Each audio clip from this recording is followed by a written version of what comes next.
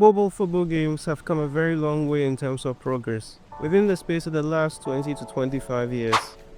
From the simplicity of the pixelated pitches in the early days of real football to the near-perfect console-quality graphics and gameplay we've come to expect from the likes of EAFC and eFootball on modern phones, the evolution is undeniable. However, as with human nature, there is that tendency of trying to go back and see what it was, or as they say, a trip down memory lane. After having some fun playthroughs of PES 2012 on my very old smartphone, I realized something. Something was really different between the game that came out almost 13 years ago and its current predecessor, eFootball 2025. And no, it's not just the graphics or the gameplay or even the game modes. It's just the overall vibe of the two games. In its own era, just worlds apart. And it just wasn't PES to eFootball. The same feelings I had whilst playing FIFA 14 on my phone, and with FC Mobile 25, and the same with DLS 2019 and DLS 2025. It's like, with all these evolutions that we've made, with all the games in the attempt to go beyond in the next level of top tier graphics and gameplay, they've strayed away from what made these games special in the first place. In this video, I just want to talk about why mobile football games just don't feel the same anymore as they used to, and where exactly in the industry did everything just go wrong.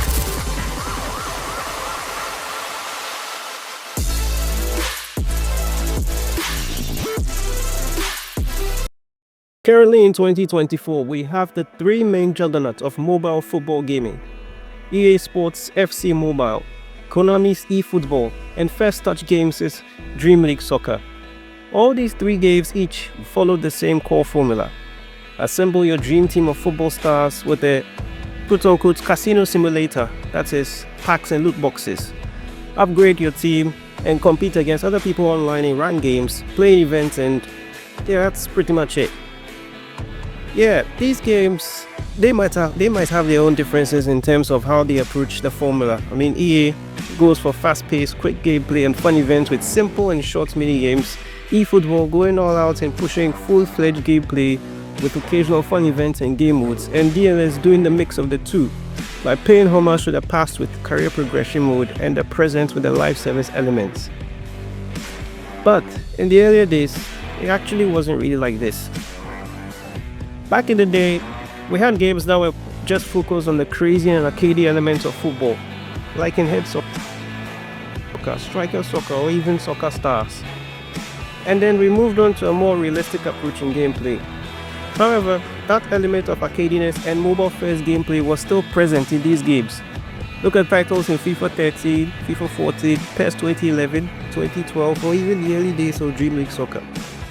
These games prioritize having fun and creating your own memories and legacies for years to come, with fully fledged immersive modes like Manager Career in FIFA, Enter the Legend, which was essentially a player career mode in real football, Super Challenge, which was the equivalent of Master League in PES, etc. However, these days, it's just pretty different. The entire space in the industry has moved on from the story-driven or immersive play experiences to a much more live service approach, which in its own right, it's not a bad thing, because developers can easily get new updates or fixes on the fly, but then it's created its own other problems too. For instance, game preservation is seriously affected, as previous editions of these live service renditions of these games no longer become accessible again.